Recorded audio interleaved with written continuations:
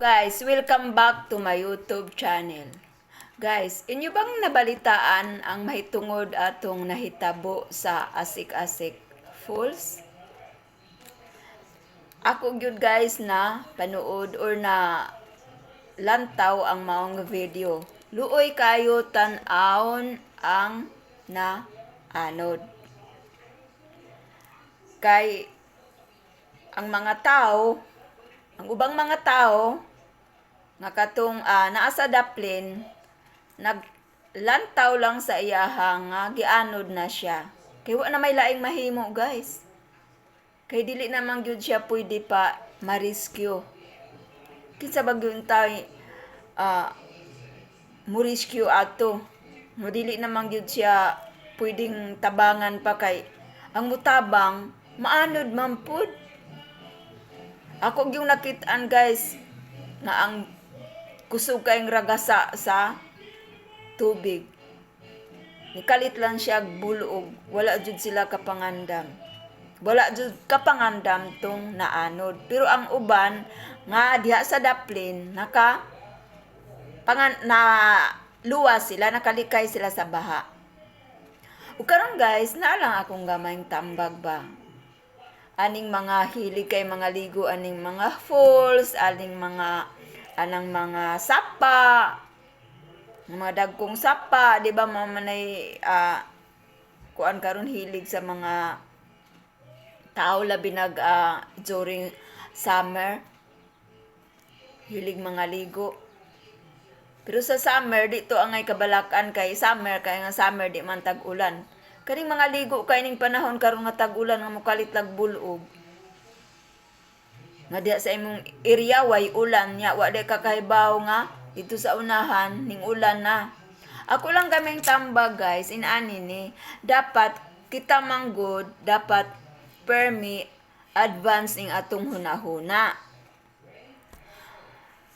Bisan tuod nga atong diri sa atong area nga atong gikaliguan wala pay ulan, kampante ra kaita, kumpiyansa ra kaita kay wa pay ulan, sige ra kag salom-salom diha, sig duwas tubig.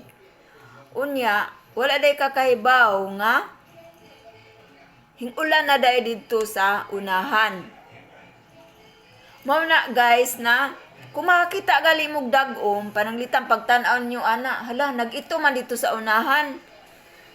Na may dakong dag-om, nag-itom naman basing ni ulan na dito kusog kaayo.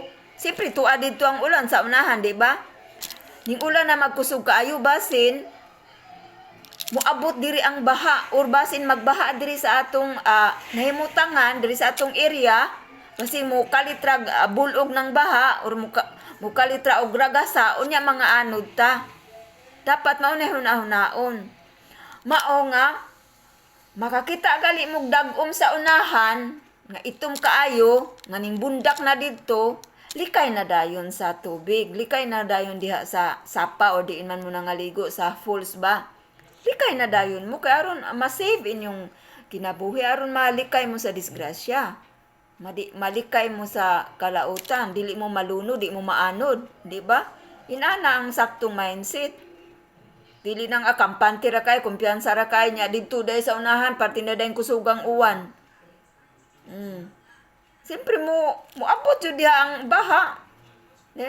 Gikan ko na didto gud sa tumoy o dito sa unahan, nag-ulan og kusog kayo di sumpay ra anang sapa, di maabot jud sa inyong area ang baha. Unya mo kalitra og ragasa, mo karitlag bulog nga dili mo makapangandam.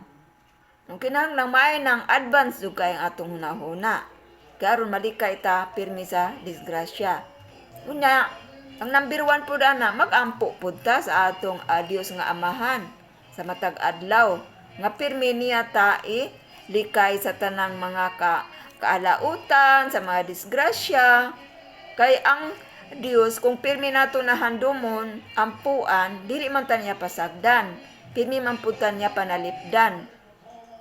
Kung mangayo kag proteksyon, tagaan pud taog proteksyon sa atong Dios Amahan.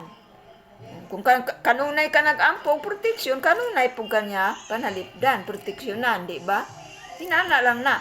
Dapat, pirmi good advance ang atong panghunahuna. Kay maubitaw gitagaan ta sa atong Dios Ama, ug maayong hunahuna para ta makahunahuna ug advance pirmi ang atong hunahuna kay aron dili ta makalaot.